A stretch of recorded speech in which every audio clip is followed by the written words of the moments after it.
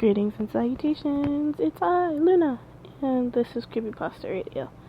So, as I told you before in the last episode, this is a broken up creepypasta. So,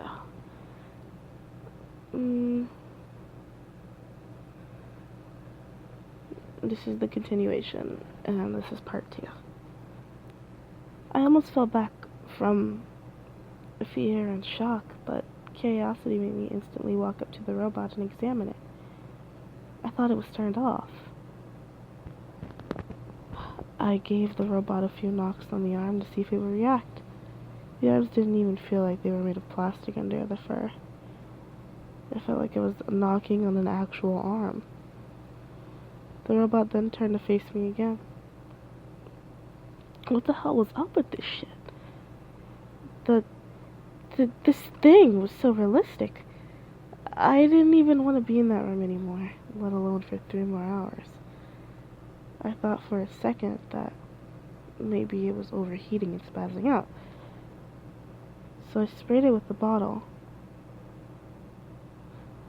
This only made it more glitchy. Its mouth started to jerk up and down and its eyes closed. A sickening squeaking sound erupted from the robot. Fuck, don't tell me I broke it, I thought. The motion stopped and it opened its eyes again. I wasn't gonna try that again. I went to go sit back down to just try and ignore it.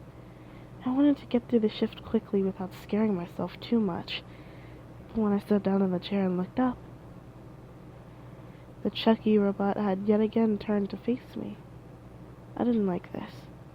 They made this thing too realistic. I spent the next few hours sitting there uncomfortably with the robot's eyes watching me. I was thinking about what the girl had said. Your job is more than meets the eye. And the weird guy. Get out of here while you still can? What the fuck does that mean? Are they planning on killing me or something? This stupid nerd. He was probably just trying to be an ass. I checked my watch repeatedly, anxious to get out of there. I was waiting for someone to come in and tell me that I could leave, like the previous night, but nobody came in. It was 10 o'clock exactly, so I decided to just leave. I walked out the back door of the stage and left it open in case someone needed to get in there and turn off the robots. As I walked towards the exit of the building, I realized that there wasn't anyone in sight. Some lights had been already shut.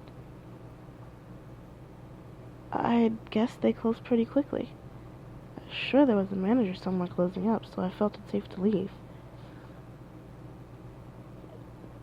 During my walk home, I reflected on my whole situation. How fast I was hired, how weird my job is, all the stares from the other employees, the strange comments from people are making about me. I started to think, if they weren't going to have a show tonight, why do they need me to come in? Why not just turn off the robots? Why did they need me to come in and watch them for 6 hours? What the hell was I watching? I really wasn't comfortable with the job anymore and decided that the next day I would go in and tell John, the manager, that I'm not interested in staying. That night, while laying in bed, I tried to think about other places that I could work, but the thought of the Chucky robot staring at me kept coming up. I don't know why. I mean, it seemed obvious that the robots had advanced interactive technology. It's just, it was a little too advanced. That was the last thought I could remember before drifting off to sleep. I woke up at around 3 in the morning again. Oh, the same disturbing laughter comes from outside my window. This time, it was closer. A lot closer. My heart started pounding in my chest. The person I saw last night was back. back again seemingly to harass me.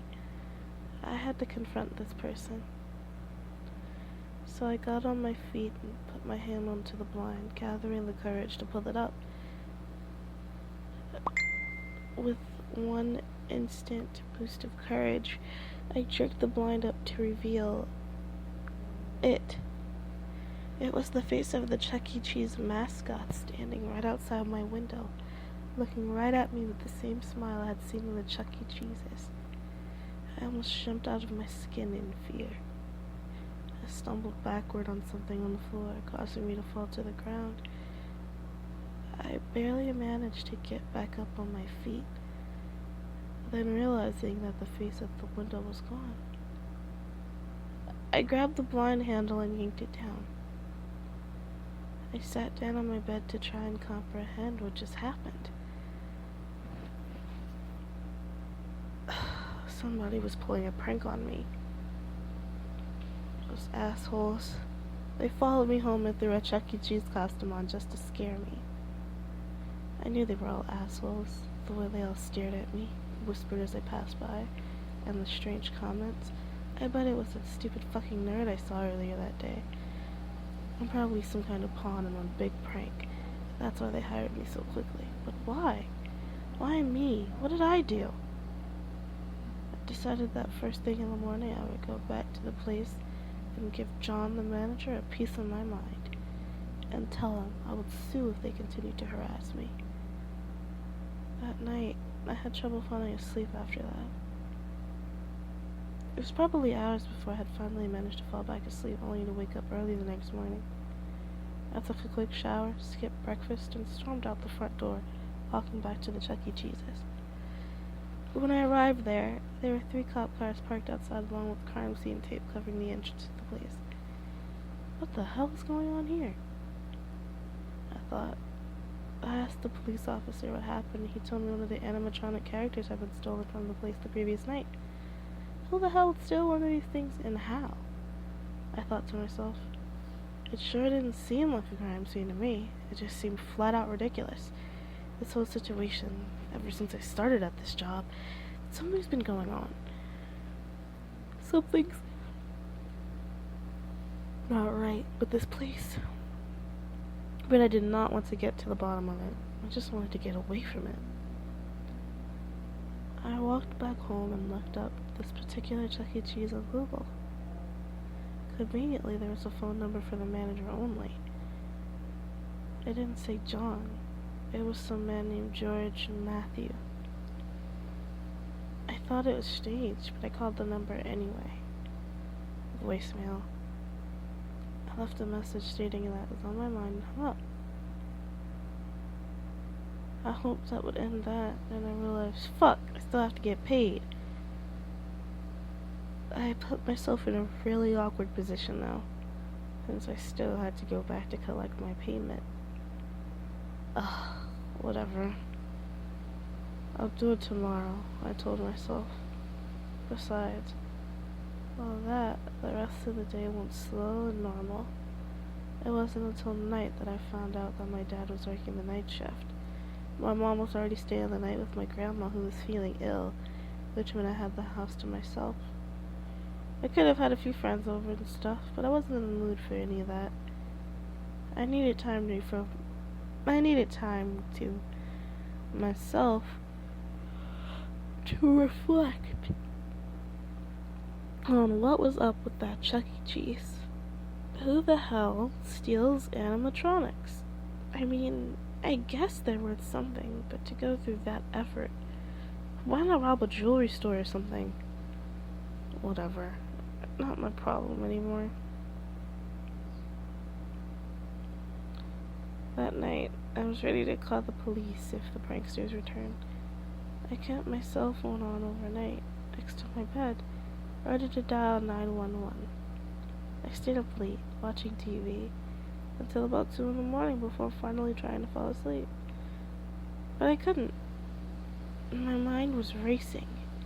I rolled around in my bed for a good hour, and not even remotely tired. My brain was waiting for the laughing from the outside or some kind of knock on the window. So much to the point that I started to become paranoid. I started to imagine sounds like some kind of squeaking noise. I started to imagine seeing things.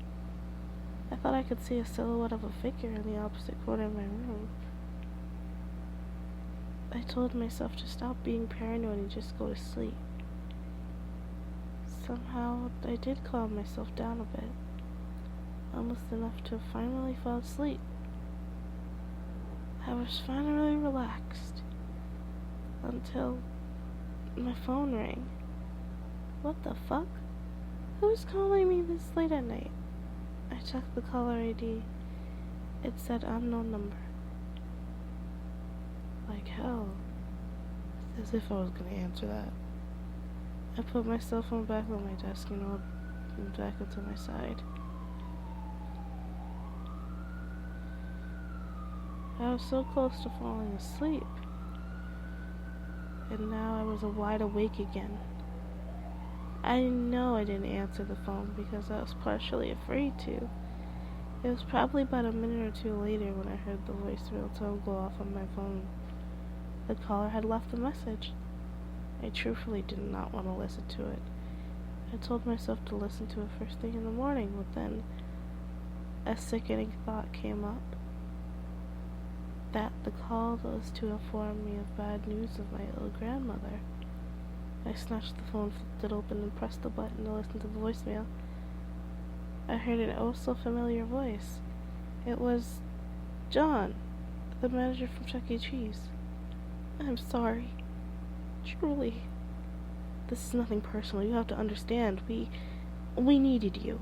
We needed someone. He's getting hungry. He needs to eat, or else... Listen to me. Listen to me. When I tell you your sacrifice will not be forgotten, understand that we only do this to save humanity. We can't kill it. Our attempts only anger it. If we don't feed it, then... Oh God, we never planned on it escaping. We needed it to consume only in the backstage. Oh God, I'm so sorry. Click. What the fuck was that? What? This joke has gone far enough. This is completely fucking crazy. I have to call the police. I jumped out of my bed and turned on my lamp. I was anxious to call the police. I dialed 911 and raised my phone to my ear. It's only then that I see it. It was the creature. The rat. It was Chucky, standing in the corner of my room smiling at me. I hear the 911 operator on the other end, but the phone was already on the ground by that time. I felt my stomach turning inside. My hand still to my ear as if it were holding the phone. I couldn't move. The creature opened its mouth wider than any creature could. It started to slowly move toward me. I was trapped. The only way out was through the window. I pulled up the blind and then threw up my window. I looked behind me. The creature was just a few feet away from me at that point. I jumped out my window and ran as far away as possible. A few hours later, I walked back to my house, remembering I had dialed 911, so I expected some cops to be there. I was right. My dad's car was in the driveway, too. I explained to them that a man wearing a Chuck E. Cheese costume with a knife broke into the house, and he trapped me in my room, so I had to jump out of my window. I explained to them that I had just started working at Chuck E. Cheese nearby, and that everything was weird from the start there. They assured me that the place would be investigated, and after a few questions, they were on their way. They did send another patrol car to watch the house that night. The next day, police were investigating the building. They made a gruesome discovery. In the hidden room near the back, all of the place were the dead corpses of 5 teenagers. All were barely identified as the teenagers reported missing in the news. The place was shut down. But nothing was ever heard from John, the manager, or whatever his real name is. After that, the creature never returned to my house.